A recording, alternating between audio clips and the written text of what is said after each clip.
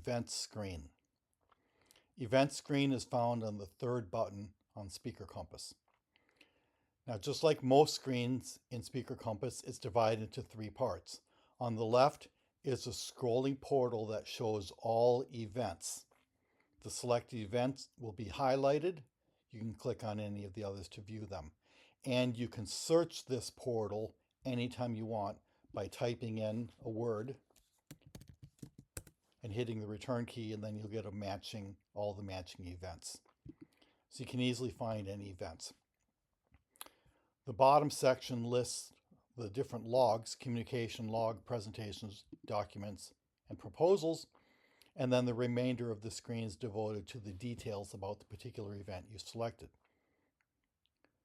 Almost all events are sponsored by a company or an organization. You can connect an event to an organization by clicking into the blank area under the Sponsored by Company or Organization, and then the organization or group selector will appear. You can find whatever you're looking for by pasting it in, typing it into the search field, find the sponsoring group, and then click on that. Then the sponsoring group name will appear, and the contact person from the sponsoring group will also appear. There's a place under the address tab to put down the start and end date, the starting time, the location. Now the location will also appear on the map. Under location type, we've got different types. You could have a URL or a Zoom link, but if the location type is map, then when you click on the slider, the second slider, by choosing either arrow or the second slider button, then the location for the event will appear in the Google Map browser. Now also there is an email tab. On this you can put down some other information about the event, the approximate budget.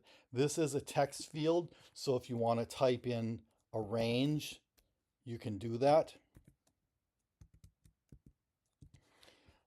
If the event has a dedicated email, you can enter that here, and if the event has a dedicated web page, you can put in the URL here, and clicking on the green button will open that in this window in your standard browser window. Okay. There's a submission deadline field. If some event is open for speakers and they have a submission deadline, you can put the date in here, and when you click on the create reminder checkbox, that will create a reminder that will appear on the task screen for the current staff person. There's also a social media field. Some events have their own social media pages. You can choose the selector to choose the platform for the social media, and then when you select it, then a new record will appear, and you can type in the username or the URL where this event can be found on that social media platform. Now there's also a contacts portal right here. These are the contacts who are in the sponsoring group. Okay, and these are all linked together. So if you click on a contact, that will take you to the contact screen, but you can also see the group that they're affiliated with. You can click on that. That will take you to the group screen. And if you go to the events tab, then you can see the event that's listed. When you click on that, that will take you back to the event. There is a notes field. This is scrolling. You can have any number of notes that you want in here. There's also a marketing notes field. Now you can use this notes field for anything you want, but it is dedicated to marketing notes. So for example, if you had something that was typed in here, okay, and then you click on this recycle button, what this is going to do is copy the default marketing notes from the settings screen. So when I click on this recycle, it will copy the previous marketing notes there. Now these questions come from the settings screen. If I go to settings, contracts, you'll see there's event marketing questions.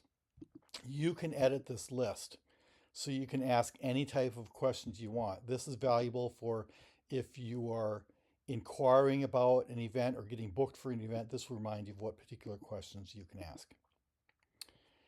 And then the portal at the bottom, this is where you can track any communication that you had about the event. If you have done a presentation for the event, it will appear down in this location. You can store any documents you want. For example, if the event has its own dedicated brochure, you can go in there and select that, and then that will appear under this documents log, so you can always find it. And if you have already made a proposal for the event in the past, that will be recorded here. You can click on the proposal number button and go to that actual proposal that you made. Now there are some control buttons on the right. A lot of them are standard, new event, or deleting an event. There's also duplicate event, which is handy if you've got a weekly event where the data mostly stays the same.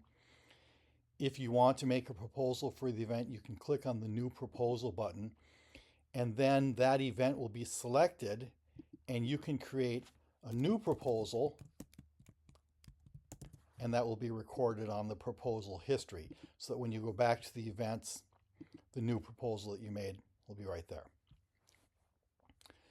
Now there's also a convert to job button. If you do get hired for an event, you don't have to retype all this information, just click convert to job, and then it will appear under the job screen. And there's also finally a show calendar button. Clicking on that will open up the Speaker Compass calendar, and the calendar lists all the events that you have recorded in Speaker Compass. They're going to be listed right there in bold letters, and so that you can review those events. Clicking right on them will take you back to whatever that event was. So that is everything you need to know about the events screen in Speaker Compass.